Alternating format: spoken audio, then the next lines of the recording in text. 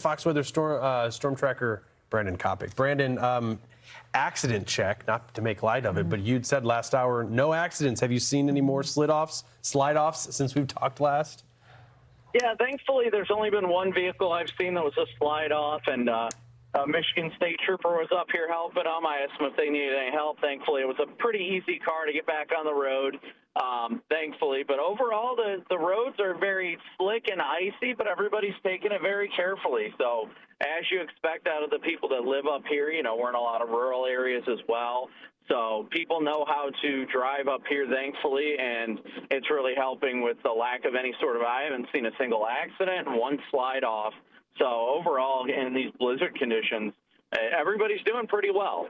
Yeah, I mean, it looks like a party of one out there. You being the one person out on the road, brave enough to head out and to put your car to the test. One of the things that was interesting, Brandon, because if we look at radar over the UP, not all of the UP and northern Michigan is seeing snow. Some are still dealing with rain. You actually made that jump from rain to snow. We are in the process of making a time lapse, but it's such a big file, so we can't show it. But can you describe what it was like making that change?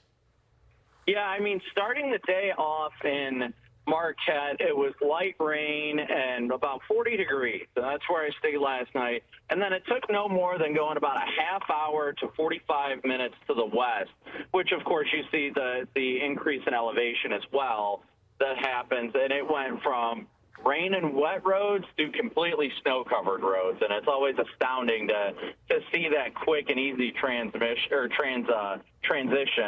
And now I got a plow going by me. They're doing a great job out here today, though, without a doubt. I mean, we've seen snow rates that have been exceeding 1 inch an hour in some spots. So, yeah, to even see a little bit of pavement below there as we're watching your shot, it's incredible. Hey, Brandon, so this time of year, a lot of people traveling for the holidays, wondering what your plan is because we've got another big snowstorm that's going to be moving in. Hate to talk about the next one, but, you know, we're always looking at forecast models. You have plans to chase snow as it looks right now. What would be a spot that catches your eye?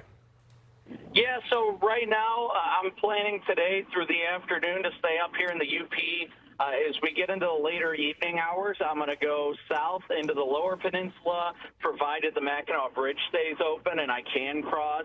And then it's either I'm going to head to Cleveland by tomorrow morning or I'm going to stay up near Traverse City.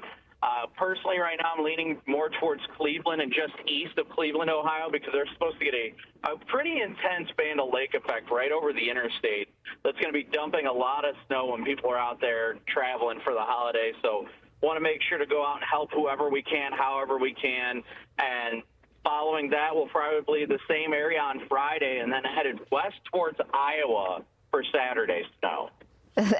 Your description, you gave us 3 different stopping points, today, tomorrow, and then by the time we get into the weekend. But it does paint the picture of a very active weather setup for so many Americans. Brandon, we appreciate you. Be safe out there. Exclusive Fox Weather storm tracker Brandon Copic is going to help get us through these winter storms. Yeah.